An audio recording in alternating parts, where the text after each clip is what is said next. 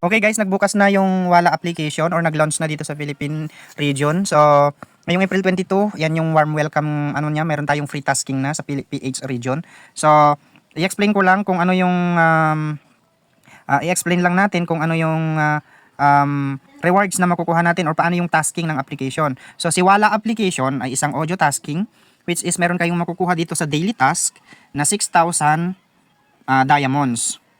So, yung 6,000 diamonds na yan ay makukuha nyo every hour. So, within 1 hour, may 2K, 2 hours, 2K, and sa pangatlong oras, 2K ulit. So, a total of 6,000 per day. So, as new user po, meron kayong 7 days new task rewards. So, ang makukuha nyo within 7 days, pag tigsi 6,000 ang per day ninyo, ay 42,000 diamonds. Okay? So, after 7 days po, babalik na yan sa normal tasking, which is 2 hour task na lang at saka 600 diamonds daily. So, nasa inyo na yan or nakadepende nyo na yan kung paano ninyo patataasin yung per hour ninyo. Okay?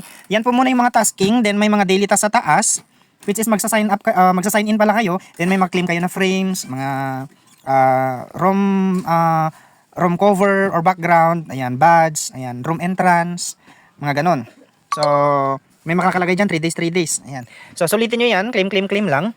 Then sa tasking, ayan, 180 minutes. So, yun lang naman yung tasking niya guys. Audio task lang. Then, upo kayo sa mga rooms ninyo within 20 minutes.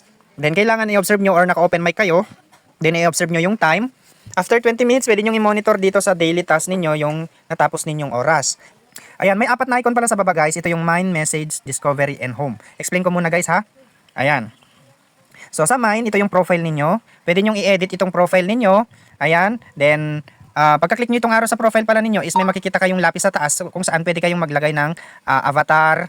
Ayan. Then yung nickname ninyo kung mayroon kayong name tag sa agency ninyo, yung mga ano ninyo, group names, ayan. Yan ang ilagay nyo sa nickname. Then gender, birthday. Then itong pinakamahalaga is country. Ilagay nyo Philippines kasi wala kayong new user task once na hindi Philippines ang ginamit nyo kasi dito sa PH region, ngayong 22 yung launching, mayroon tayong free tasking. Okay, so kailangan itong ayusin ninyo yung country ninyo. Yung signature, i-leave nyo na lang yan. Huwag nyo na lang pansinin yan.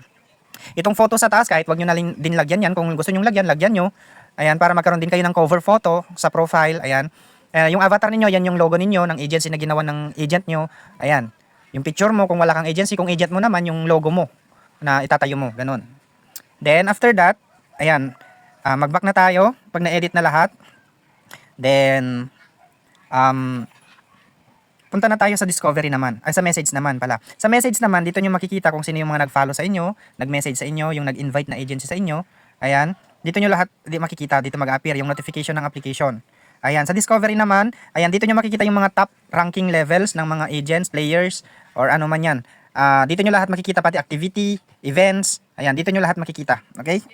Sa home naman, dito nyo makikita yung mga top na party live, yung mga nangungunang party live ngayon na mga active, ayan, yung mga players, ganyan-ganyan. Or tawag nun, mga hot party live. Okay? Sa taas, makikita nyo itong bilog, ito yung search. Pag nag-search po kayo, for example, party live yung hahanapin nyo, yung group ID ang tanongin nyo doon sa agent. Pero kung user lang, yung for example, yung tao lang ang isa-search mo, yung user sa taas ang piliin mo. Then, pag na-type mo, then pindutin mo yung search, ganyan, ayan na. So nakita nyo na. So dito naman sa task, diyan nyo makikita yung short ng ng daily task ninyo. Parang short way papunta sa daily task ninyo na hindi kayo pumupunta sa profile lalo na kung nasa home kayo. Tapos itong picture ko sa taas, kung nakikita nyo itong nasa bandang kanan, yan yung room. Paano mag-create ng room? So kung mag-create kayo ng room, ganito ang gawin nyo. Punta kayo sa home, click nyo yung dito kasi hindi pa picture yung lalabas kung mag-create kayo ng room. So ang gagawin nyo muna is hanapin nyo yung ang magpapakita diyan is yung parang simbahan na may positive sign. So pindutin nyo yon para mag-create kayo ng room. Ayan. So pagka-click mo yung parang simbahan sa taas, then mag-create group ka na. So lagyan mo na yung picture mo, tapos yung group name mo kung ano yung gusto mong i-trip mo or ilagay mo sa group name, for example, yung pangalan mo, tapos sabihin mo Moira Room, ganun. Then yung notice, kung ano yung ilalagay mo diyan sa notice mo, kung for example, welcome to my panel, ganyan. Then pag natapos mo na yung dalawa na yan, pindutin mo na yung create room. Ganun lang siya kabilis gumawa ng room, guys. Ayan guys, so naka-create na tayo ng room. Ayan, so ganito na siya. Pwede na kayong umupo. And pwede na kayong mag-games. Ayan. Sa next video ko naman tuturuan ko kayo kung ano yung mga nasa loob ng room.